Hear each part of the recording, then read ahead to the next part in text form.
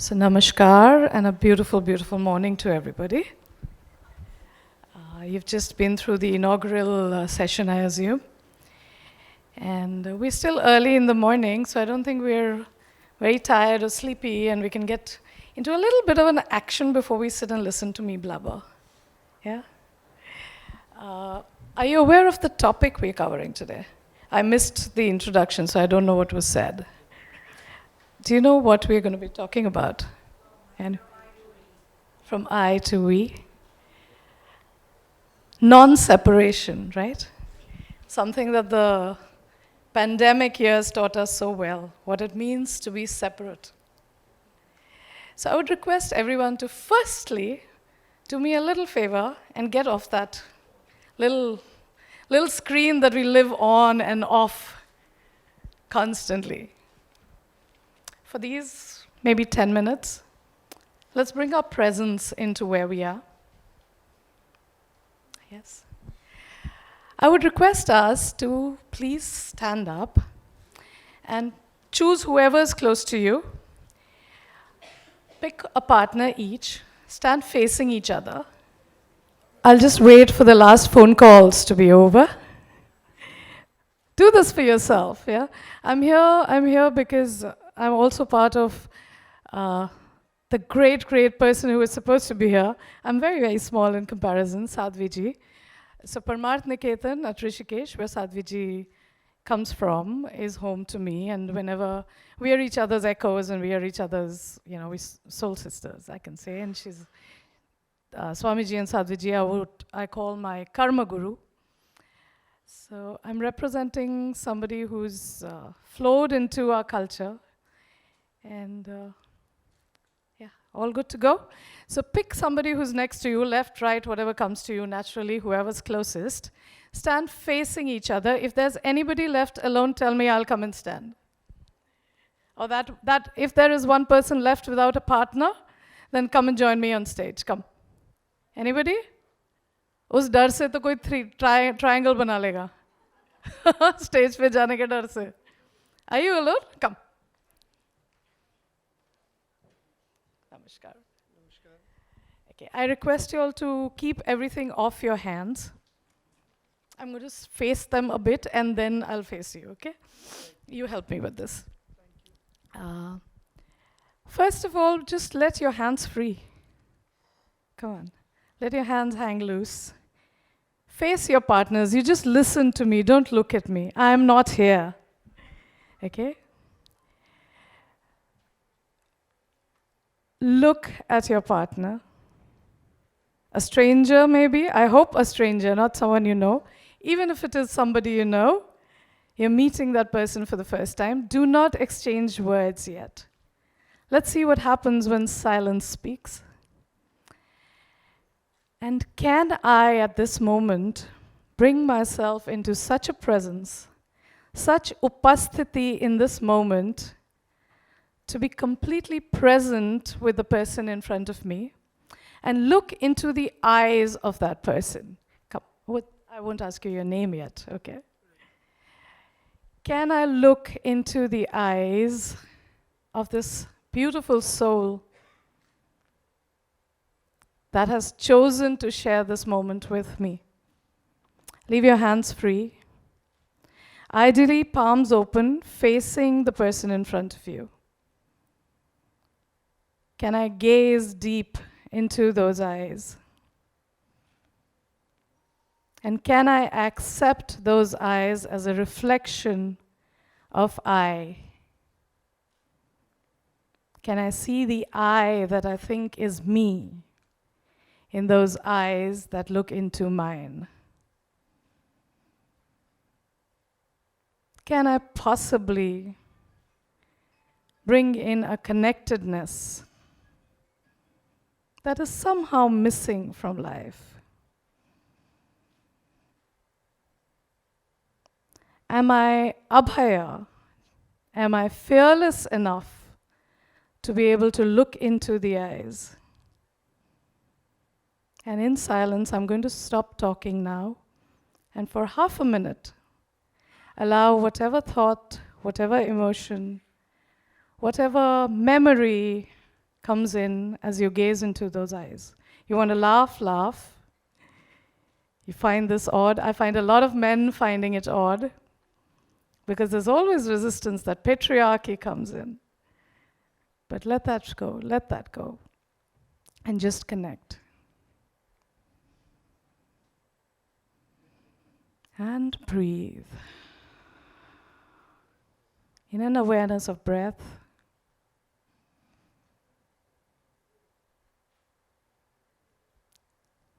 What can I offer to this beautiful soul connected to me at this moment?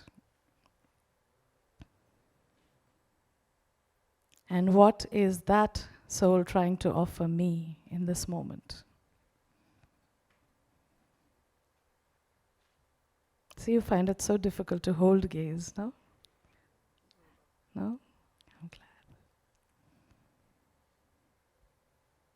Mindful, aware of what it is that is going through your body, going through your mind, your heart, and if you do believe, your soul.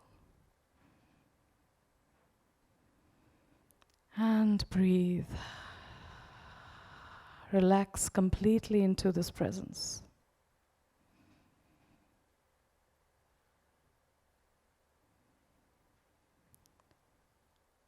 And whenever you're ready, say a quiet thank you. Send out gratitude for this moment shared, for this person in front of you being present for you in this moment. A gratitude from the heart. And whenever you feel that you are ready to move away, you may, with your permission. Thank you. Thank you, my dear. Thank you. Yeah. Try not talking for a while. Try not losing the vibration of what you sensed. I see cards being exchanged. Some major bromance happened there. So from illness to wellness, if we can settle down, please. If we could just bring presence into here now. So from illness to wellness, something that Sadhviji likes to say, I'll begin with quoting her because I'm here on, in her place, is if you take the I away from illness and replace it with we, what do you get? What's the word?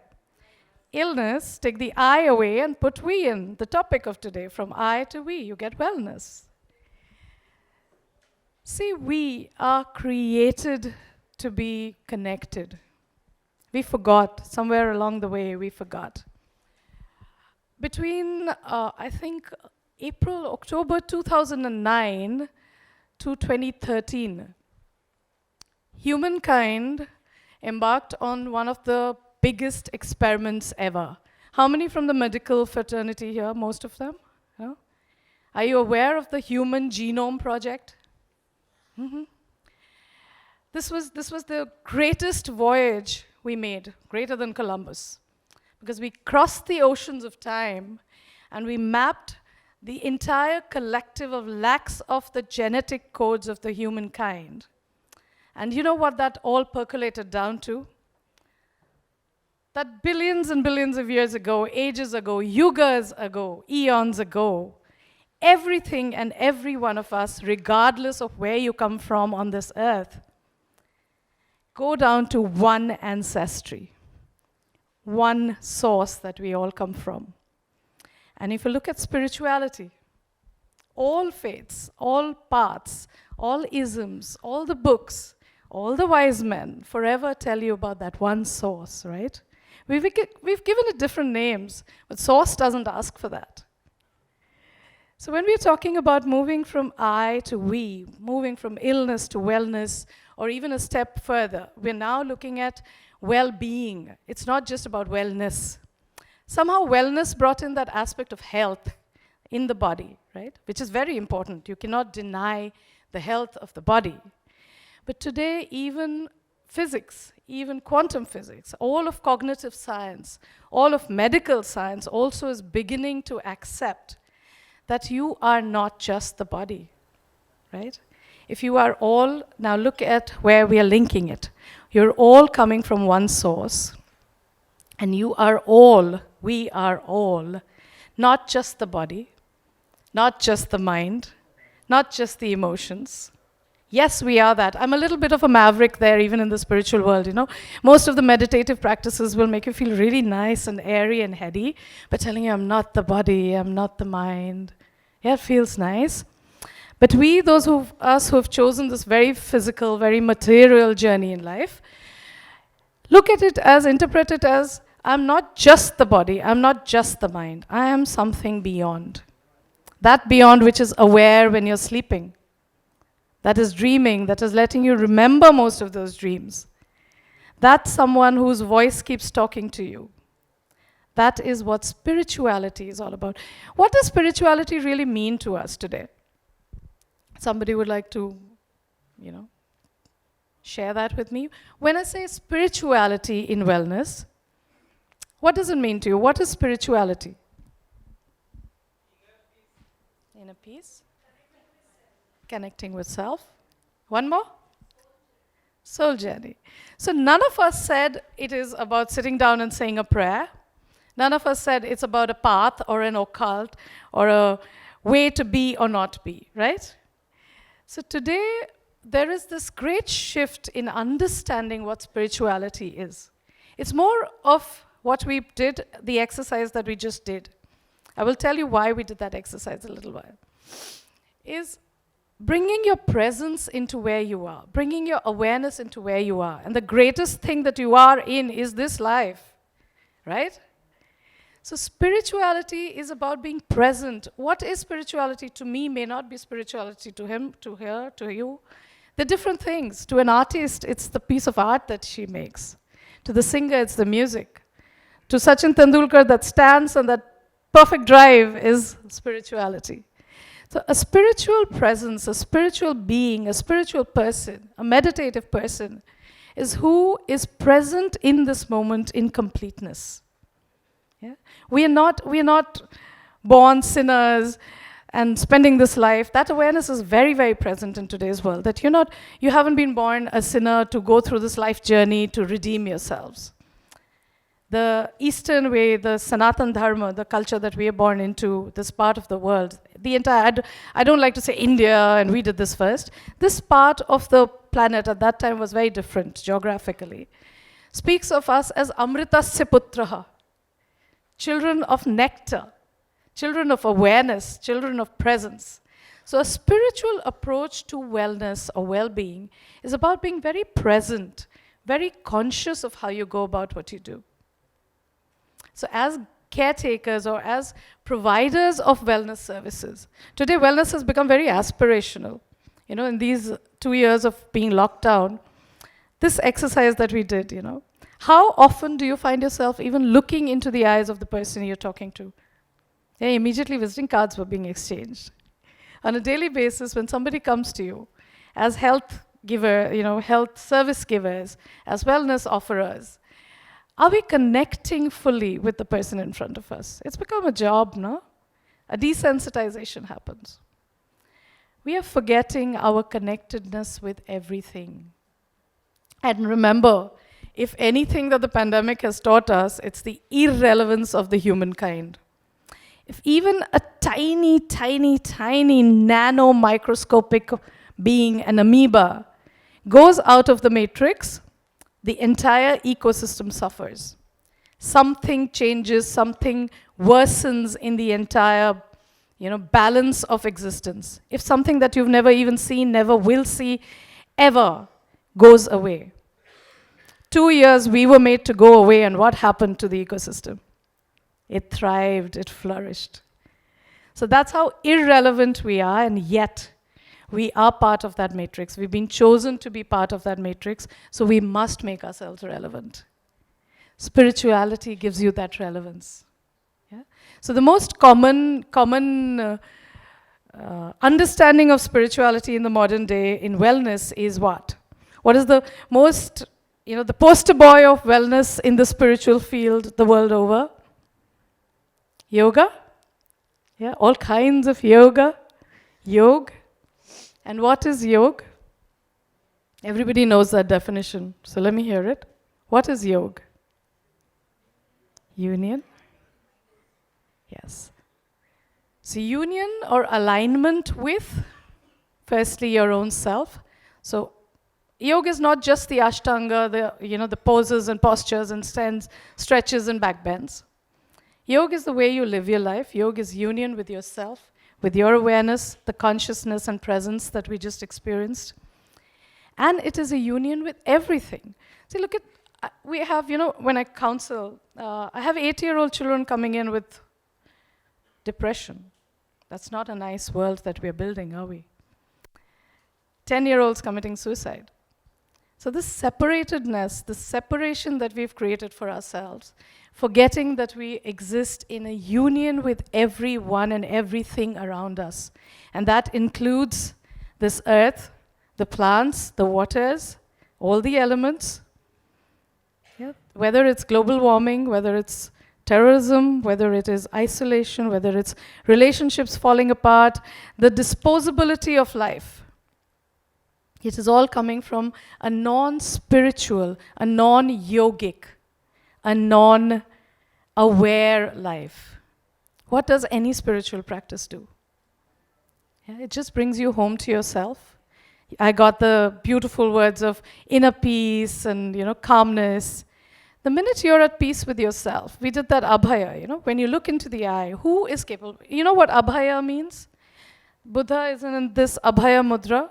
A lot of gods and goddesses, most messiahs, you'll see at least some painting of them in this mudra, abhaya mudra. I grant you fearlessness. Yeah. So when we do this as a practice in the workshops, the connecting with the eyes, we also then go a little further when we do this longer, as we make the partners give the abhaya mudra to each other. Now, just do this, just try this, just let out your right hand, hold it up, and just see the energy that exudes from you. Can you feel this energy leaving your body and being and breath and going into the space in front of you? Yeah. So who is capable of giving abhaya? One who is fearless himself or herself, right? If I live in fear, if I live in insecurity, I cannot offer security, I cannot offer fearlessness to the other. As caregivers, as people in the wellness space, as people offering wellness, even in a family situation, we are forever giving options of wellness to each other, counseling each other. We're still a country where the family structure is such, it's changing, but we don't need so many psychiatrists and psychologists. It's still seen taboo, unfortunately, because we still have that family structure, more or less. Up to our generation, we still have it. The more nuclear they're getting, then the need to reach out for exterior help, which is absolutely good. So spirituality brings us into that presence, into that connectedness, and into that fearlessness, that confidence that I am whole, I am sacred, I am a gift to this existence as it exists in my space, in my life space. Everybody doesn't have to go out and do these global shifts and global changes, right? Everybody can't go and save a forest or work for the tigers, which I love doing, though. But you can make those shifts and changes in the little lifescape that you ordain. Can you become so present and so whole and so perfect in your own being that then you can then offer it to whoever you interact with? Does that make sense? Spirituality, the concept of spirituality in wellness, moving from I to we, again comes back to that connectedness. What are the problems that are plaguing society? What is the biggest killer in today's medical world? What is being ordained as the silent killer? Stress, depression. Yeah? And that stress is only coming from because you're seeing yourself as separate. And the minute you see yourself as a separate island of existence, you become victim to entrainment. Does entrainment make sense to us? Yeah, to your brains being imprinted with information that somebody else chooses. You're being asked to live the kind of life to gauge your own status and your own relativity to life by somebody else's idea. Am I thin enough? Am I tall enough? Yeah, look at me. I'm wearing these heels. I have a back problem today, but I didn't get onto the stage without heels, eh? So, we're living somebody else's concept that's being sold to us because we're not confident in our own self. We are not fearless in our own self. See, I learned something today. I shouldn't have done this. Vanity. So I will leave you with this thought. I won't make this very long. I will leave you with this thought that as I shift into a new awareness, a new consciousness that is riding the world over, like we said, there's a research that was done recently in Minnesota, the University of Minnesota, that spoke about wellness becoming the new religion or becoming the new aspirational quotient of life.